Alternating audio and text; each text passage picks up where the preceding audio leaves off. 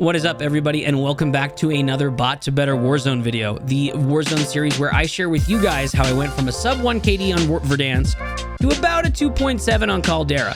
In today's video, we are going to be breaking down a dub that I got with my friend Tony, aka True Game Data, and Lucifer192, all relevant links in the description below.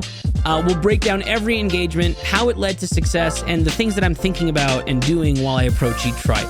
If you guys like this kind of content, you want to see more of it, drop a like on the video, subscribe, click the bell so you know when I upload another one. And if you want, you can be a part of the recording of it. We're doing this live right now on my Twitch page, twitch.tv/art_is_war, live almost every day. So without further ado, let's jump right into the video. So I'm peeking the same angle Tony is, and like in general, team beams are really great, but you don't want to stack on the same angle here. You know, Tony's taking this here. I don't want to stand right next to him, one, because he's playing the only cover here. I could play the other side of this car if I wanted to, but he's really playing the only cover here. It would make sense for me to peek a different angle, and that's what I do, because I end up standing right where he gets shot. The difference between me and someone high-skilled like Coda or Isaac is it just takes me a little bit longer to get to the good decision-making. But I end up playing this fight okay and smart and playing good cover. I ego the guy at the end, but we'll break down like the little pieces. Playing this little bit of cover here is great because it's not like a usual piece of cover. Snaking this from prone to crouch to standing isn't like playing a jersey barrier. You know, this is like a natural piece of cover, and this is, I feel, more likely like throw the enemy. And nades off here are great because they force the player to run from where they currently are. And unless they're insanely good at the game, they probably don't have a plan for cover. And this is where you can start to get the player on the back foot, like we talk about. Like, it often feels like a pushing match. You know what I mean? It feels like you're always push-pulling the person. Like you have each other's hands on their shoulders, and you're seeing who's going to fall over first. And so it's all about keeping the pace going in your favor. So these nades here push the players out of the cover that they're currently playing, while Tony, True Game Data, is shooting over my left. And this constant pressure leads us to win the fight. So we get two nades off from here, and I get a break off of it, and you can see him kind of panicking and running around there. I get a break and hold that. I have another nade, which is again going to force them. I don't get any hits on the last two nades. It's just that one that gets the break, and that's fine. It's not always, I know they're not there anymore. Tacticals, lethals, the big thing about those is that they give you information. If you get a hit marker, you know they're there, especially with combat recon, because then you can get them lit up and pinged. If you don't get a hit, you know they've moved from the previous place you knew them to be. And so all those nades were helpful. You'll see I throw a third nade here, I think, because I pick one up off that body as I grab the satchel. And I use that to basically check the back of these two metal huts to see if they're playing the backside of it. And also hopefully push them into one of them. I downed him. And hold that. And as you can see, because I threw it back there, I heard the comms that Tony downed one. Tony's down player is here. And because that nade that I threw back here, he's going to get that nade indicator. And he's just going to run away from that so he does not take damage. And that forces, now he's in a place where he's just trying to get the res off. There's too many things for this player to do right now to get back on the front foot. And that leads us to win the engagement. This was an ego chow, and if this person was holding me instead of plating, which also speaks to plate timing, like sometimes it's better just to last chance ego chow a fight, because if you get caught in this plating animation, you're gonna get fried. He tries to cancel it and fry me here, but it just doesn't work out for timing for him. And that's that big thing about that engagement. The constant nades, the constant gunfire from Tony really helped win this. That's disgusting, Red. I'm not turning a candle upside down in the toilet, brother. There's probably nobody here. Oh, on our right by the bridge. So here we're just kind of holding zone. You know what I mean? Like, we've rotated through, we killed those teams. I think we found one extra straggler after that engagement we looked at. Still don't have loadout. I don't know how I saw that guy. I was just scanning. I say here in the chat that I'm like, I don't know how I saw that guy. But you know, you should expect people here. You've just cleared out most of the zone. Candle upside down in the toilet, brother. Now, what we didn't do is like over here, we didn't look at any of this. So I mean, I should see, like, I'm just kind of looking right now. I'm not ADS'd. I'm out. I've got a great overview. I'm in zone here on the mini map. You can tell we are like right at the very edge of zone. And I'm just going to stand here and I'm going to kind of check for things. And it pays off here. It gives us info. There's probably nobody here. There's probably nobody right here. by the bridge. Actually, yes, there is. Get a live ping off, miss my shot. I don't know how I saw that guy. I'm going to push over edge zone and try to get this guy out. Walls. I see on my mini map here that my teammate Lucifer192, shout out Lou, link in the bio. Or should I say link in the description. He's watching the rotation deeper. So I know that I can rotate out with confidence. Watch him be a little demon. Parachuted all the way down to here. See, and Lou calms it. He's parachuting all the way down. And I know those live pings are missing the target because what he's trying to do there is, if you get those kind of repeated live pings, typically with a good player, he's trying to live the person. So I'm going to follow those live pings as if they're 2D, right? Ding, ding. That's where he is. That's where he is. And you see me ADS right on him, right? You saw him there for a split second. And why that's so important is because I know those live pings aren't where they are on the map. I know that's where they are in relation to Lucifer. So that's why I find the target so quickly. Still parachuting. Try to get the shot off. Just misses. I know he's rotating for the blue tower building here. Blue tower. I comment, blue tower. We all push down together. And I'm gonna, he rezzed, which we calm. Double res. I hear him running. I saw him for a second, so I'm gonna chow it hard.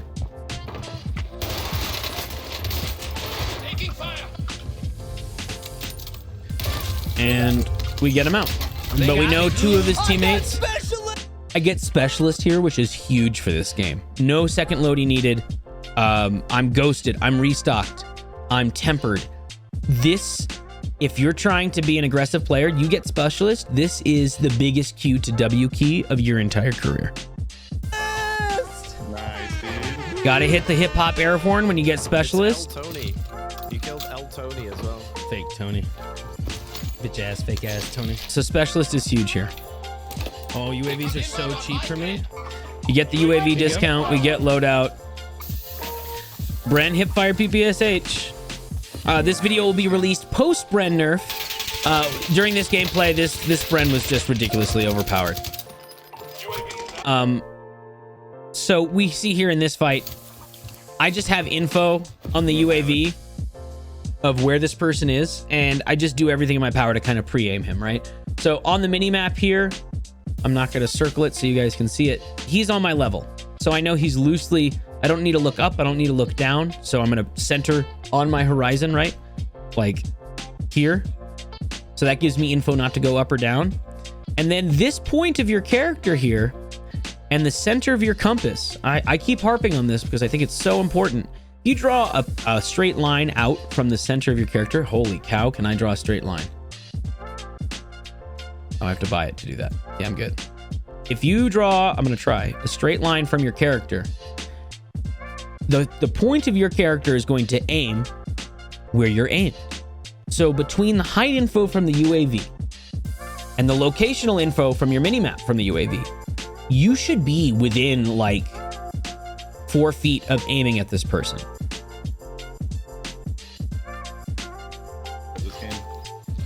And then in terms, this is like an ego off. So he takes shots first and he misses. He starts to hit shots, but there's something very important that I do with my left hand on the keyboard here that I think wins me the fight. So watch this while I fry this guy.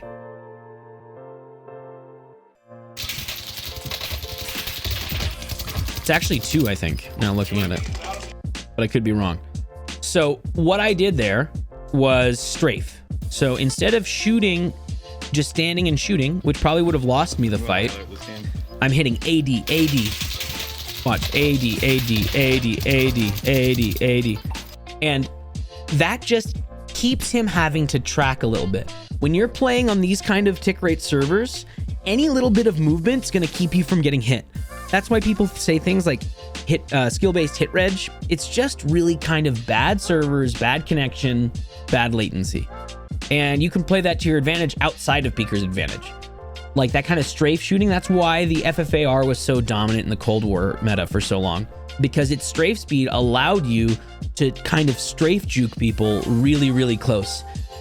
We're pushing up to blue ping, which is info gathered from the UAV. You can see shots there, and you can see the cluster coming in. I say I'm gonna go right because I think there's a team, like based on the info that I'm watching here, I think there's a team clustering from these buildings over here. And if both of us, or all three of us, push this in the middle of them getting pushed, we're just gonna get fried by that team. I'd rather push right, get info. I think I changed my mind halfway through here, but I'd rather push right, get info, and possibly deal with this other team while my two teammates deal with the obvious fights on the buy.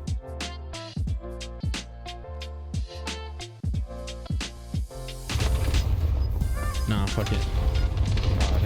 I said, nah, screw it. I'm gonna push with them because there's no cover to the right. You have the wall, you have the tanker here as you push over. And we're all taking different angles. I see one guy, fry him. Don't go for the Thirst. Because if you get the other teammate and there's no self, different team. Thirst with the throwing knife. Pick it back up from the body. What I did there was I looked for the second teammate. Because if they don't have self, which everybody in Vanguard Royale does have self because of the fire sale. And just because of the amount of cash on the ground. I still am guilty of it. Going for the Thirst immediately can get you killed. You should assume that there's going to be another player pushing you immediately after the down. And they're going to be pushing you either from the angle that the person's on or from a totally different one. So you just have to be ready for another person. And that's what I did here. We push up. I see the guy behind the tanker. I fry him. And I immediately look for the next player. I think that the person pushing around is him. Although now you look, he's aimed over there. So that's the last guy in the other team. But this guy still has a teammate somewhere. Still not a wipe. Get the Thirst with the throwing knife. Replate. Pick up the knife off the guy. I hear the stuns going on in the building, so I'm going to push in with my teammates. They fry the guy, and we get the wipe. Sniper in the hill. So, Northeast. Right there, immediately after the fight, I'm calming that there's a sniper in the hill northeast. Right? Because I don't even notice it now talking. I don't think it was a sniper. I think it's actually automatic fire. But if you look really closely here, that's the damage indicator behind. That has absolutely nothing to do with the fight that we just had. And that's why, Reese, if you're still here, I'm always saying, talk about your damage indicator. As soon as I get hit, I comment to my teammates and I swing around so that this damage indicator goes to the top of the screen.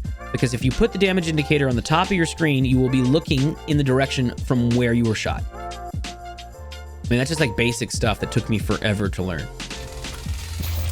Calm the direction. I want to say like northeast. It's probably dumb of me to rotate out of cover here because this rock deep. is shit cover.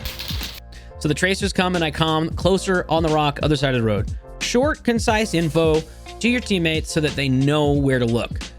On me, oh my God, right there. I don't know what to do with that info. If I can be descriptive under pressure, much more likely to give my teammates quality comms that are going to allow them to help me and help the whole team. Close in the rocks, actually. And I'm looking at the minimap, always looking at the minimap. We get an advanced in the air. I see Tony's character looking directly at that ping, taking shots. I hear the sniper go off, and I see the ping turn around and run the other way. Use the stim to close the distance. Restock gives it back to me. Hi, Coda. Hi, Pat. Close the distance. I fry him. I get the stim hit indicator. He's stimming. This guy might be good. So I come to my team that this guy might be decent because if he's using stims tactically, he's aware of the mechanics of the game.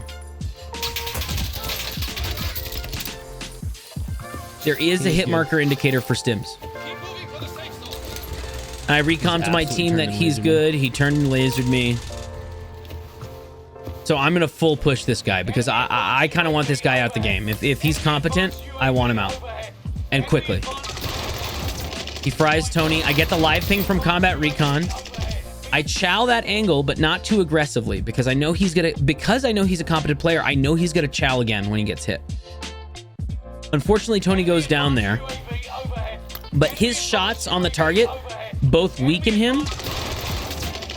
I pre-fire the corner, think he's gonna peek. Tony's shots live him, and I know he's weak because he got hits. So I'm able to break him.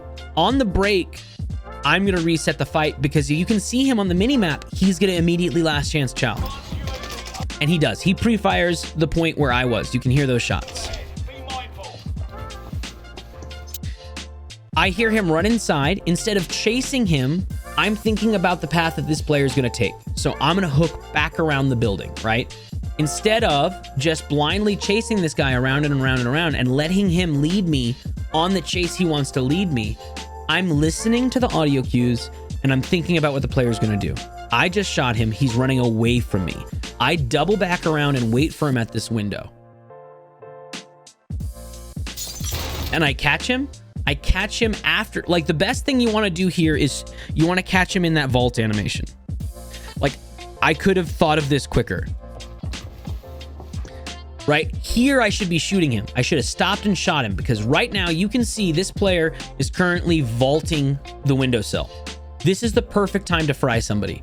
Unfortunately, I'm a little slow. I'm looking at the mini map. You can see my eyes are looking left.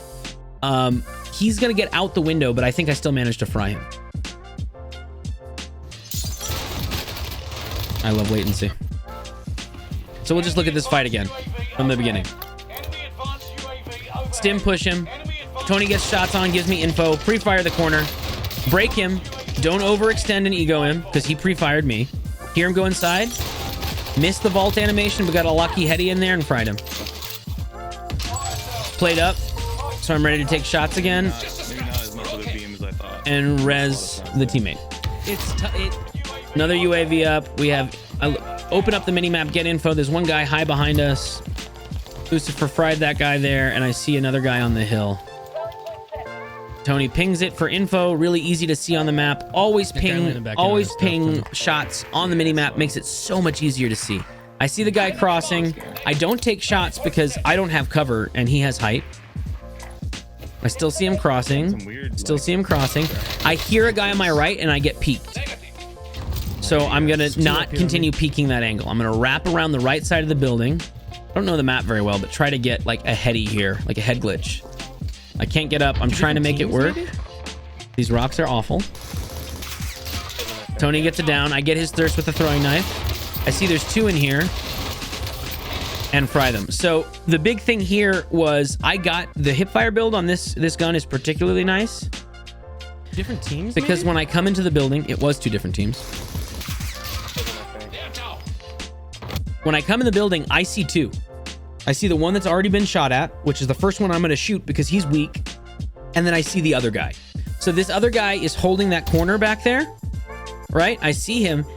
I now know in my mind that there's a player there. So anytime I push something, I want to be aware of where there are players and cognizantly put objects of cover between me and their sightline. So you'll see me slide in, fry the first guy hip fire, and immediately back into this corner here. Because I know that if I play this corner here, the player that is in the corner over on this side of the screen is not going to be able to see me, at least for a second, so that I can get this down.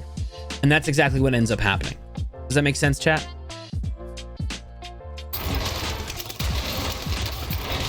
And then I'm able to jump around that corner and get the other down. So Thirst, push in. It's two people. Fry the first guy while putting something between me and the second guy. Don't go for the Thirst. Immediately jump chow the other guy, right? So I know where he is. I see where he's aiming. His bullets right now are coming in right here and hitting the wall, right? So I know I need to end up past that. Build some momentum with a sprint, and I full jump past him. I get hit, I take damage, but he doesn't hit enough shots. Not to fight this crazy hipfire PPSH.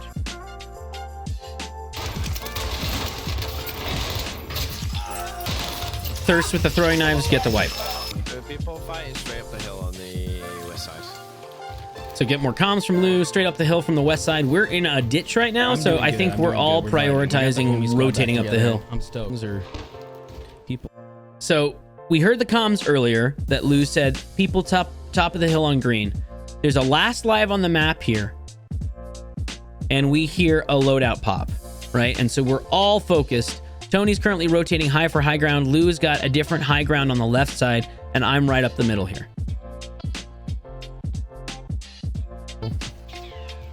Loadout. Yeah, I don't really have good shots there. You can kind of see me waver with it. Like I see them, I don't want to take shots. I see the terrain and I see the zone, right? Fourth zone is the fastest zone currently on the map, at least in Vanguard Royales, which aren't on the playlist right now, I understand. And I see what the zone is doing. I know that this is higher than this, where they're buying loadout. And instead of taking shots laterally, where they have the opportunity to rotate up the hill and gain position on us, I'm going to, when I'm playing well and smart, I'm going to rotate above them and hold them. Because even if you aren't in zone, like up here, I probably don't have a peek on them.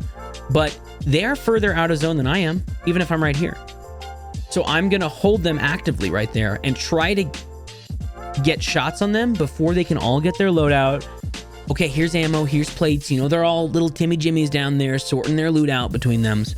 So you want to make sure that you're timing it appropriately, but you're also doing it from the right place. And you hear me calm, like, I'm going to rotate above them for position. Idiots. Why would they throw it down there? I don't know why you would throw it down there. You tell I mean, I guess you just got to throw it, but whatever. I think I end up pushing them because they're already rotating up the hill and we get timing. Let's load out. There's 3. Ah, motherfucker. I get fried. This was just bad timing. You know what I mean? This is just like rough timing. So I get shot. I reset the fight with the stim to get out of the way. Don't want to peek the same thing. I want to get up the hill. We get it down. Tony gets it down with the sniper rifle, which is huge. That gives you the momentum to push. Live pings from Combat Recon is so big here. Lou's been shooting at people and there's so many around. He comms that it might be 2 teams. So that's on the radar. I see and hear the shots. Lou downs him. I get it full. More shots from behind. So I spot him, but I'm already taking damage. So if I stop here and shoot him because where zone is, I'm dead. Behind cover, new angle, fry him in zone, and we're vibing. Kind of an awkward fight that honestly I should have paid more attention to the zone with. PAing you? Tony comes on him. I see the tracers come in and he goes down immediately. I'm out of zone, so I don't really have an opportunity here to turn and burn, right? Because zone is closing. They're above us. They're holding the holders, right? We held them. We held the team getting loadout, and now we're getting hold. Ultimately, what we should have done here is rotated high, cleared the hill, and then just waited for that team to come up regardless of loadout. But we pay for it here. I hope Tony doesn't get fooled. I don't know if he does. But immediately, the first thing I think of is I have a precision. We have so much money. There's no point in being darling with any of that. I'm going to use the precision to try to get the team off of him and get them to rotate away. So I precision him. We have no... Right here. 5, 2. They're still shooting me through the precision. I'm going to use the stim to rotate away. Stims are huge right now with this speed. They like count as high alert. So Lou's still up. He's also rotating away. The precision got those guys off that point, and I'm going to assume they're going to rotate into where they saw me go, like on this other rock here. I hear him, and he's holding that angle tight, right? Like as I peek that, I expect them to be on this rock Hits on the PA. here because it makes sense. Like it's the next big piece of cover from where they were. So I expect him to peek this. I hear him, I think. Let me... They like count as high alert. I don't know if I can hear it in the recording. No hits on the PA. Yeah, right there. I heard 2 footsteps. So I know they're going to be behind this, and I'm going to assume that they're hard peeking this corner angle here. I can't point at the screen because you guys can't see. I'm assuming they're going to be holding this angle. It pays off too. Because I full jump chow the angle, I get really lucky that I was right. Because I full jump chow the angle, it pays off and I fry the guy. Above us here, Lou. Not a wipe. So instead of continuing to peek, because I have 1 plate left, I throw the throwing knife for the thirst. I get high alerted. I roll back behind the rock because I know Lou's flanking behind him because I'm looking at my mini map, right? It's on the PA. On the mini map here, Lou's playing the other Above side. us here, Lou.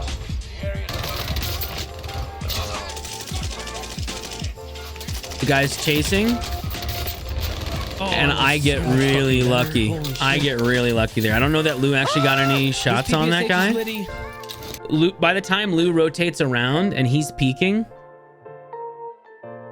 this guy has chased me full. I think what saved me here probably is going back behind the rock, replating. I mean, honestly, I should have I only got one plate in and then rechaled because I got really close to dying here. I see that Lou is pushed in and Tony's pushing in, so I don't want to be the last guy on the hill. I want to be there with my teammates for trade, so I also push in. I have a Deddy to work with here. I hear him, so I pop a Deddy. I see him across, and I have no cover. But the drop shot there and the team beams win us the fight. So I push in with Deddy because I thought I heard him close, and I had no info really here. I see him across here, beaming me. I'm actually kind of overcommitted here, but thank God the three of us are right next to each other because the team beams save the day. Little drop shot here. Especially on controllers, that's a little bit of a dangerous range to do a drop shot because at that distance, it's only a little bit of a movement to track the player, but it's what I had to work with. I had no momentum. I had nothing like slide cancels, all that kind of movement stuff. You need to have momentum to do it. Drop bunny hops, all of that. So you need to be moving for a little while to get it going. I'm in a building right now with Deddy popped and I haven't, like, I was like, where is the guy? And so I'm kind of screwed here. The drop shot's like my only option. And it pays off. So I see on the mini map that we have the big game bounty, which gives you an advanced UAV. So good. It's supposed to be top killer in the lobby. It's not. Breadman proved that. I know that this area has a lot of little hatches and stuff, so I say I'm gonna go try to get a peek, and because we're pretty center zone here. It's hilarious. Captain Coke, I'll show I you. really want that advance, so I'm gonna try to find this guy. And this little hatch here is huge because if I start getting shot at, I can drop back, I can step back off these boxes, but also this hatch gives me like 270 degrees field of view. So it's a huge little spot to peek. And that's what you're always looking for. You're looking for head glitches. You're looking for places where you have this much, you know, like your screen, you aim over something and the cover that you're aiming behind occupies about that much of your screen. This should all be cover, typically, because you aim from your forehead in Call of Duty. And the less you show of yourself, the less likely you are to get hit. And that's what we talk about when we talk about headies or head glitches. That barrel Right here. This isn't a great heady, but it's a good one. It's a little bit too far for me in here. I think that's our guy right there. I'm pinging and taking shots. I'm pinging and not taking shots because I know there's snipers on the team. And I got 40 rounds. There's 2 people. I'd rather get info and have some trigger discipline. I think I'm about to fry this guy because he's about to cross the street. The first guy I saw... Let's see. The first guy I saw, that's a little too far for me, and he's about to cross behind cover here. So in my mind, if the time to kill of the Bren currently, or previous the nerf that just dropped, I don't think in this distance I'll be able to fry him. So like from where he is here to when he'd hit cover here, I don't think I would be able to effectively fry him at that range. So I'm gonna wait, and you'll see me continue scanning instead. I ping him for everybody else if they have a good shot. I think that's our guy right there. It wasn't our guy. Fried the guy, did not get the advanced. Right here, watch right here, and you'll see him. That's why you're always scanning. That's why you see a good players flicking left, flicking right, looking around.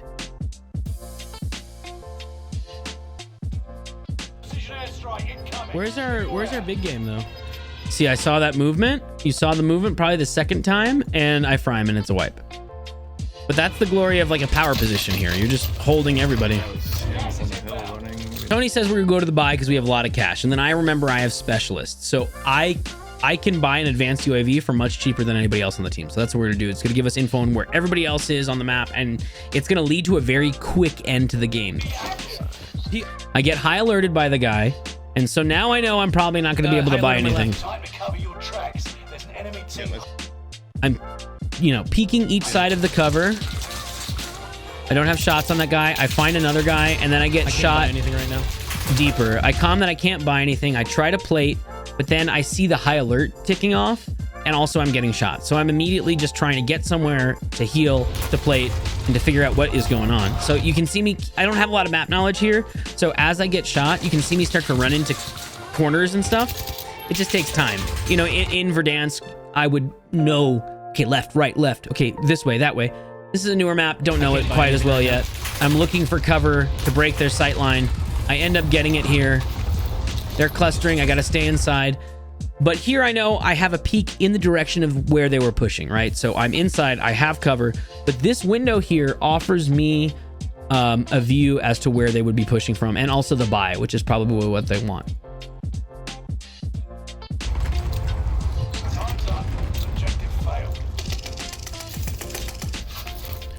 Checking, pushing back to Tony a little bit. Where is it? Where are they? Playing the cover, using the cover as a They heady. can get to the buy or no? Trying to get to the buy for the advanced. I see him pushing because they're most likely going for the buy too. terrible, Brian. Whoever built this, Where is it? Where are they? they moved left. You think I can get to the buy or no? So I see him. He was proned out in this little divot, and that's exactly what he was going for, was the buy. Close.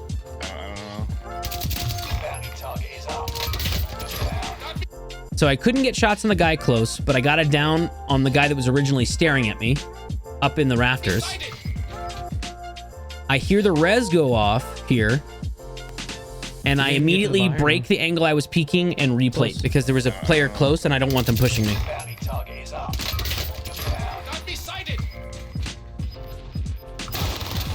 Luckily, I go inside and I play careful. This person's just crouch walking around, and I get a down and a thirst with my knife. I have one down up on the walkway. I calm that I have one down on the walkway, and I know the last guy coming in is a Gary, so he's probably going to try to land on his boy to res him up in that walkway. So that's where my attention is focused.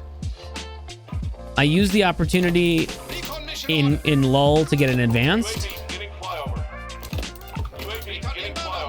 I see the guy coming back with his perks because of the glitch throwing knife. So a ghosted ping dropping in. I'm looking for him. I'm looking for him. I find him, and I'm able to fry him. I get the wipe, which tells me that the guy in the walkway did not have a self, and that team is out of the lobby. Immediately, I'm going to turn my attention to the other pings. And again, here I am, centering the center of my character on the minimap on where the next enemy is, because that tells me I'm going to be looking at them. So then when I look at my screen, I know that this cover here is most likely where they're going to be playing, peeking, or maybe down that ridge. Again, the advanced doesn't give you any info on height unless they're ghosted, which is kind of a bummer. I almost prefer the ghosted pings.